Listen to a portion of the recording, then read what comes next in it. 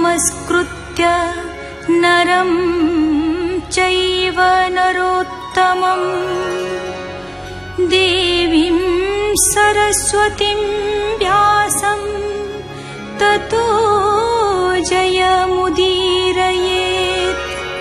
मूकं करोति वाचालं पङ्गुं लङ्घयति गिरिं यत्कृपातमहं वन्दे परमानन्दमाधवम्।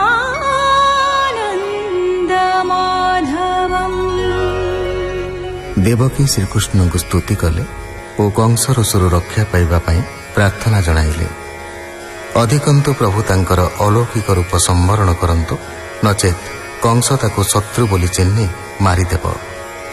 देवकी और वसुदेव जानिछंती अलौकिक शिशुटी परम पुरुष, तथापि तांकर भीति और उत्कंठा दूर हेउनाही। श्री भगवान तांको आश्वासना देले और अलौकिक रूप प्रतिसंहार करी कहिले नंद घरे छाड़ी आसिबाकू।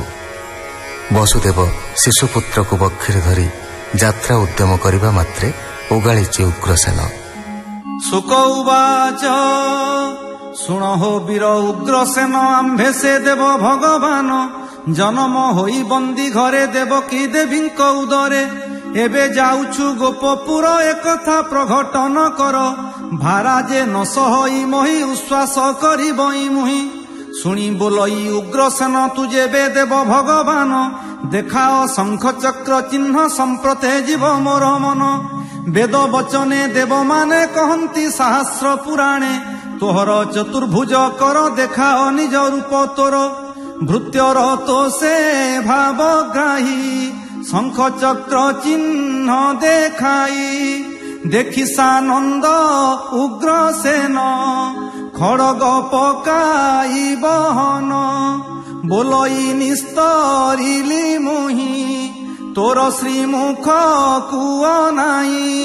गोपकु जीव किस अर्थे मथुरा न रहिल एथे बोलंती भकत बत्सल गोकुले सेवक मोहर। गोपी अछंती 16 सहस्र से आंभ निज प्राण गात्र अष्टम बरस संपूर्ण कंस कु करिबु निधन। तोते देवई ऐश्वर्य चिंता न कर भोजराज शुणी सानंद उग्रसेन चरणे कलाक प्रणाम। मु तोर दासर सेवक तेणु देखिली तो श्रीमुख अनेक मते स्तुति करी पुणी चरण तले पड़ी। श्रीमुखे ताकु आज्ञा देले नृपति होइबु बोइले। संतोष होई नर हरि उग्रसेन कु देले साढ़ी देई बोलंती देवराज आज हूँ मथुरा रे राज। उग्रसेन कु पुष्पमाली हरसे कृष्ण देले तोली। पाटे बांधिला उग्रसेन बोलई जाओ भगवान आनंदे पथ छाड़ी देई बोलई निस्तरिली मुहि तहु चलिले चक्रधारी पाछोटी जाए दंडधारी। हेमंते किछि दूर गला आज्ञा पाइण बाहुडिला हरस चित्ते वसुदेव हृदय चिंतई पद्मनाभ। नदीर तीरे जाई मिली देखिला जमुना उछुली जमर बहिणी जुकत गभीर के करिब अंत। बहई अति खरतर फेन स्रोतरे भयंकर नदीरे पशिला बहन कातरे अति भय मन। नासारे पसंतेण पाणी सिरे बसाई चक्र पाणी बुड़ीण जानते वसुदेव हृदय चिंतई वासुदेव। हरि सुमरे जहु खरे जमुना जानिला निर्भरे मोहर सौभाग्य होइला माधव एथे बिहरिला। पूर्वे मो जेते पाप थिला श्रीकृष्ण दर्शने छाड़िला।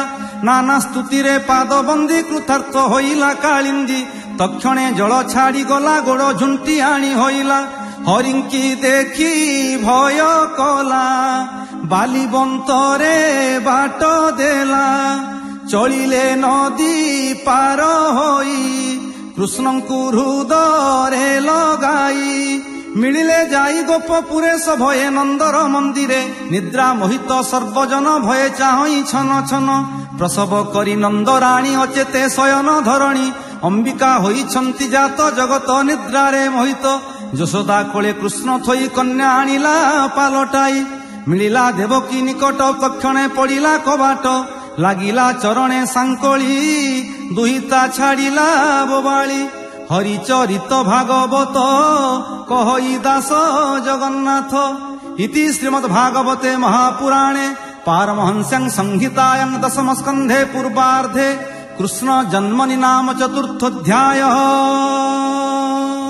ଶୁକ ଉବାଚ ଶୁଣ ପରୀକ୍ଷ ଦଣ୍ଡଧାରୀ ଶିଶୁ କୁମାରୀ ରାବ କରି ଶୁଣି ପ୍ରହରୀ ବେଗେ ଗଲେ କଂସ ଛାମୁରେ ଜଣାଇଲେ ଶୁଣି ଅସୁର ମହାବଳ ବୋଲଇ ପୁରିଲା ମୋ କାଳ ଶଯ୍ୟା ଉପେକ୍ଷୀ ବେଗେ ଉଠି ଖଡଗ କଲା ଦୃଢ ମୁଷ୍ଟି ଧାଇଲା ପବନ ହୁଖରେ ବେଗେ ମିଳିଲା ବନ୍ଦୀ ଘରେ ପିନ୍ଧିଲା ବସ୍ତ୍ର ସମ୍ଭାଳ ଫିଟିଲା ଦୃଢ ବନ୍ଧ ବାଳ କବାଟ ଫେରାଇ ପଶିଲା ଦେଖି ଦେବକୀ ଭୟ କଲା କଂସ କମ୍ପଇ କୋପ ଭରେ ରତ୍ନ ମୁକୁଟ ଛିସିରେ ଦେଖିଣ କମ୍ପଇ ଦେବକୀ କାନ୍ଦଇ ଅତି ଦୁଃଖେ ଦୁଃଖୀ ବୋଲଇ ଶୁଣ ନର ନାଥ ହୋଇଲା ଦୁହିତାଏ ଜାତ ଏହାକୁ ସଂହାର ନ କର ବୈରୀ ନୁହଁ ଇଏ ତୋର ଯେବେ ତୁ କରିବୁ ସଂହାର ପ୍ରାଣ ତେଜିବି ତୋ ଉପର ଦୁହିତା ଦାନ ଦେଇ ରଖ ନହିଲେ ହୋଇବି ନିରେଖ